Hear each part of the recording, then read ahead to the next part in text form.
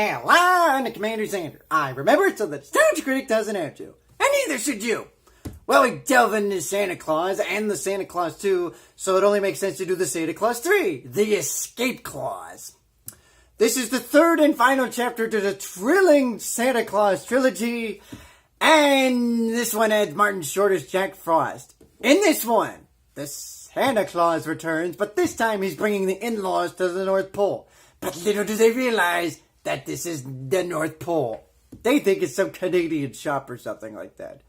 Obviously, he gets frustrated. Jack Frost wants to be Santa Claus. Hence, the Escape Clause. Can the Santa Claus escape the Escape Clause? Let's find out in the thrilling conclusion of the Santa Clause Trilogy. This is the Santa Clause 3, the Escape Clause. Credit for the movie goes to Disney, as always, because Disney does a wonderful job for the most part with their movies. I say for the most part. High School Musical and all that stuff, yeah. But for the most part, they're good. And they deserve credit where credit is due. As it all the time. And no, this is not for monetary purposes. Now, I like this clever idea. They make the Walt Disney animation a snow globe.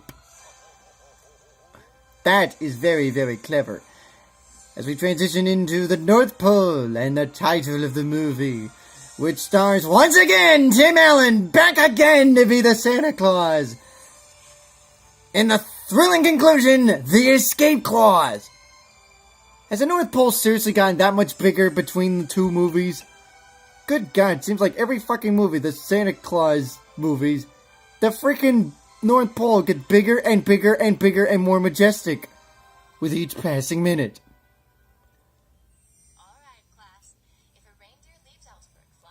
Ha! Elementary school! Get it? Because remember from the second movie, Santa Claus married the principal. So she goes from a secondary school to an elementary school. Quite a promotion if I do say so myself. Mrs. Claus is teaching the class and telling her the wonderful story of how she gave birth to her new baby boy.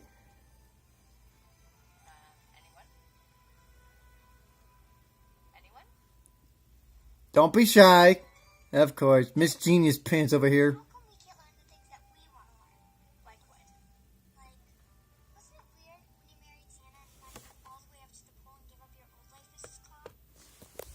Quite frankly, it's not that weird. Hell, Scott Calvin had to give up his fucking life just to be Santa Claus. So what makes it that much different for her to give up her life?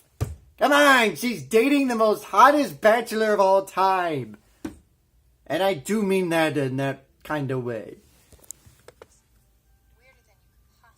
Of course, she tells the story, and as the story goes... Oh, nice fireplace. Look, it's sculpted in the form of Santa Claus's head. Isn't that genius, kiddies?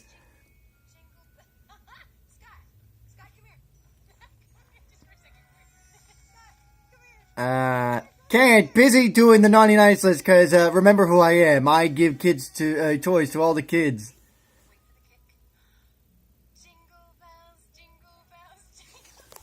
Smack kitty kicks to the tenor jingle fit. Seriously, I had to give a rip. I'm fucking doing a list, lady. I'm fucking Santa Claus. So ultimately, they decide to let the in-laws in. Because, quite frankly, they need to know the truth. Oh yeah, Curtis is back. And my golly, has he grown. I love you too. No, I love Mrs. Claus with guacamole and eggnog. Yes.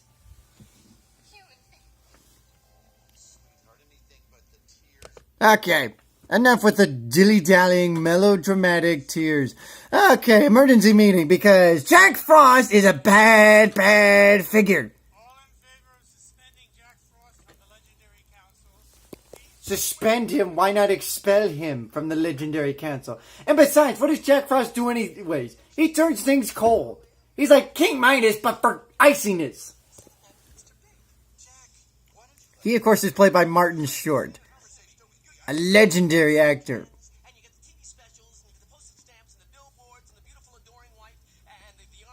Ah, quit your bitching. Someone's got a case of the cold shoulder. Ha! See, that can be funny too.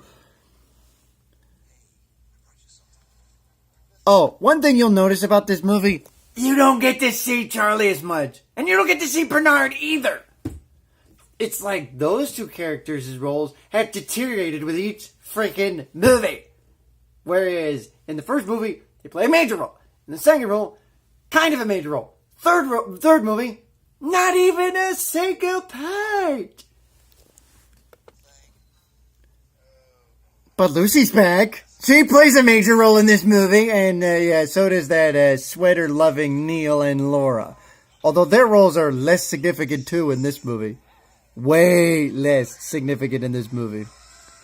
They, of course, tag along and go to the North Pole, which they are disguising as a Canadian shop. I hate Canada! They suck! Not to mention they're obsessed with their hockey and their stupid MLS team won the stupid cup!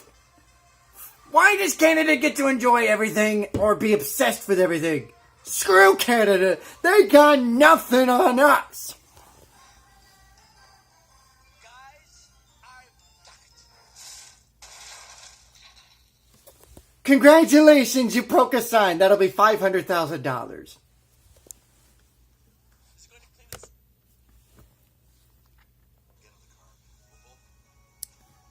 Their plan to get the in-laws to the North Pole backfires because Sandy Man over here decides to lay the sleeping pills on him while they're arguing, and then decides to go to sleep.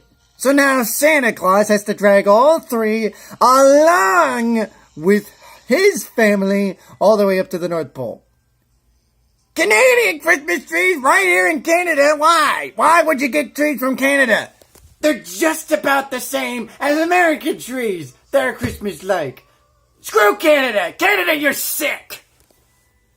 Which is where you are, yeah, if you haven't figured that out yet. Of course, Jack Frost is trying to take over the role of Santa Claus. There is a catch. Hence the escape clause. That clause means that if the Santa Claus takes the snow globe, the very magical snow globe, and says, I wish I wasn't Santa anymore, he no longer can be Santa Claus and anyone else can take it. Jack is trying to trick Santa so he can be Santa for his own amusement. Meanwhile, how's it going, eh? We're in Canada, eh? Ah, fuck Canada! Why do we have to do Canada? Why not Greenland? Or Iceland? Or some other country north that's not Canada? Why do we have to do Canada? Canada sucks!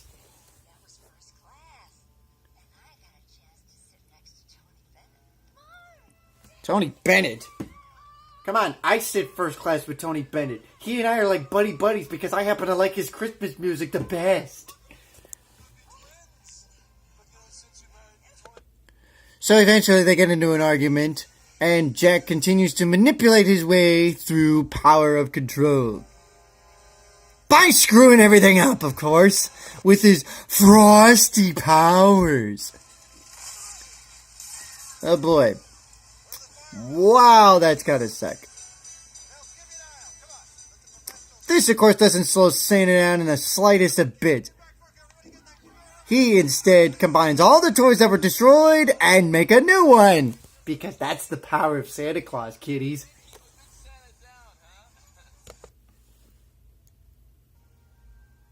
So ultimately they get into a fight, which boils over because, well, guess what? The tree topper breaks, and Lucy finds something wrong with...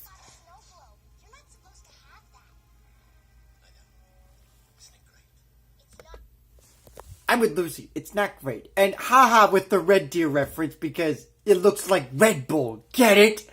Red Deer gives you antlers! I mean, come on, if Red Bull can give you wings, why not Red Deer giving you antlers? Come on, that makes a lot of sense, people. Come on. I'm funny here.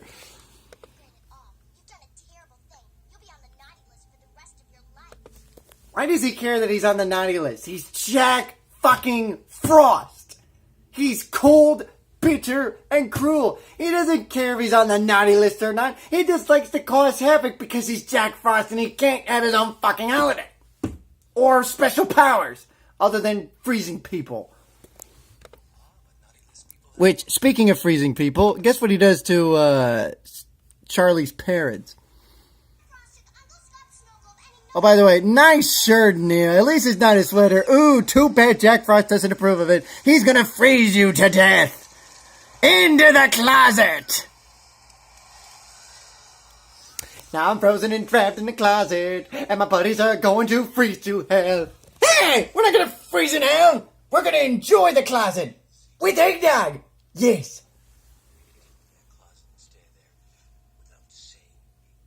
Ooh, otherwise, I'm gonna freeze you too!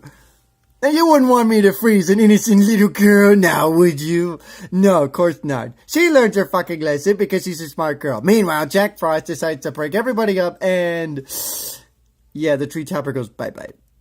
And guess what happens next? He tricks him! Hey, I'll give you a present. Guess what? It's the snow globe, and I'm gonna make you say the magical words that'll make you no longer Santa Claus. Thus causing this moment in time where everything freezes. Quite frankly, I think the transition could have been a little bit better. We then go back in time. Get it? 12 years ago, because this movie came out in 2006 and the first one came out in 94. Ah! See, you picked things up rather quickly with it. So, of course, Jack Frost does what Scott Calvin did, 12 years ago. Get Santa to fall down so he could take over the rope. As that happens, this, of course, changes the course of time. Because we all know the saying when it comes to time traveling, you can never touch a thing. Even the slightest touch of something can alter the future. Case in point, stealing a Santa Claus suit.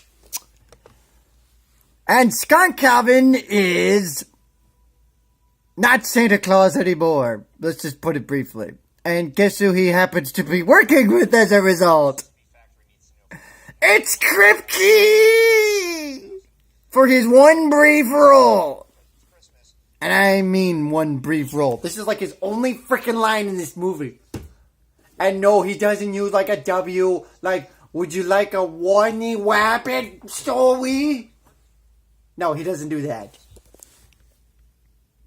Scott then goes to Laura because he thinks he could solve the problem with Laura. Only one problem.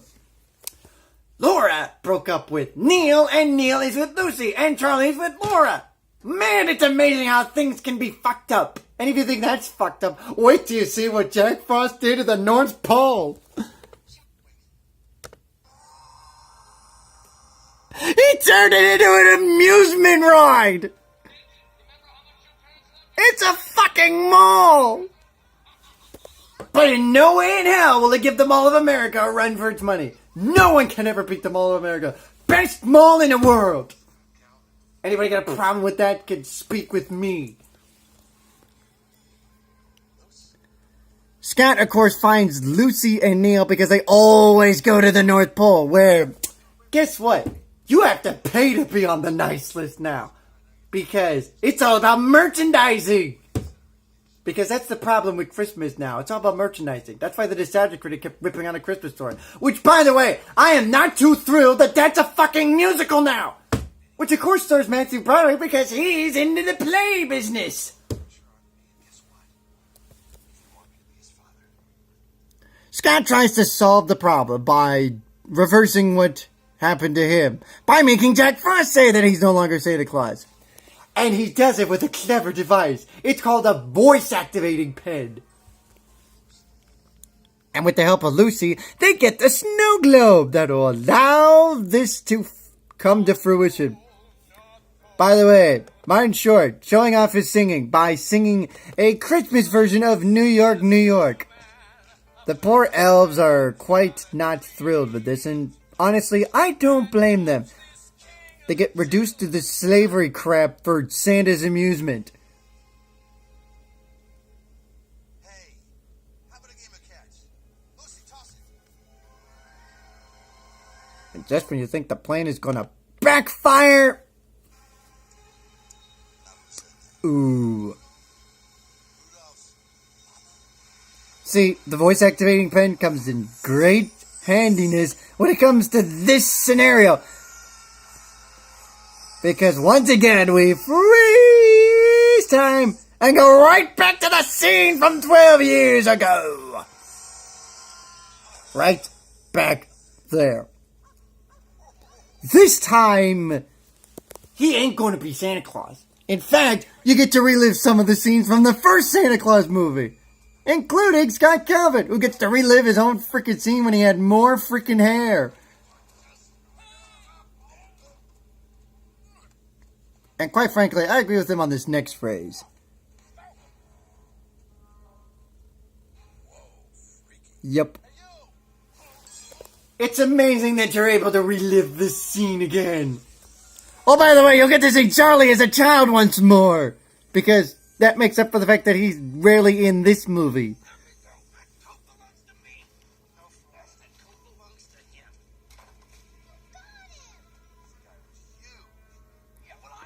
So, of course, after reliving all the classics of the first Santa Claus, this, of course, brings everything back to normal, and Jack Frost and Santa Claus go back into the present time, and we're back to where we were, and all that took 5 minutes of elapsed time. Although in movie time, that took like 10 to 20 minutes or something like that. So, of course, Santa's in a much better mood. He decides, you know what, fuck this. I'm going to expose my secret to the world. And thus, the father-in-law is quite thrilled because he is the father-in-law to Santa Claus. Which makes him Santa Claus father-in-law or something like that. Oh, by the way, while this all was happening, the Easter Bunny and all the other mystical figures decided to help the cause.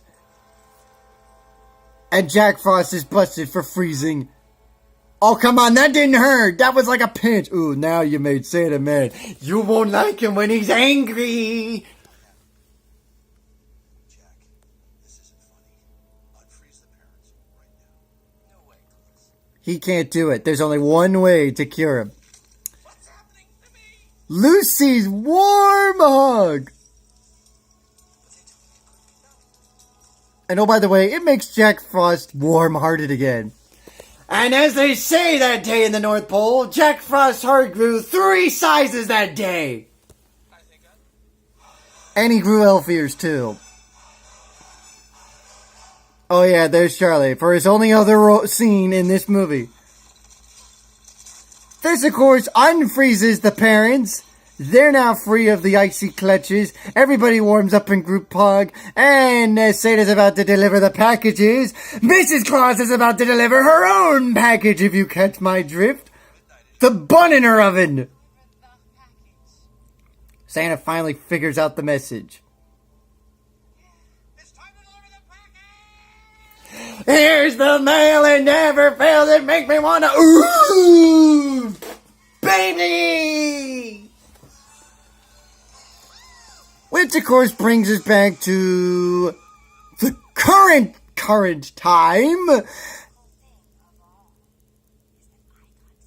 And the end of her wonderful story. And, oh, by the way, guess who makes a guest star appearance in the classroom? Santa and her new baby! Oh, and you're not going to believe the name. And I believe Elf had something to do with it.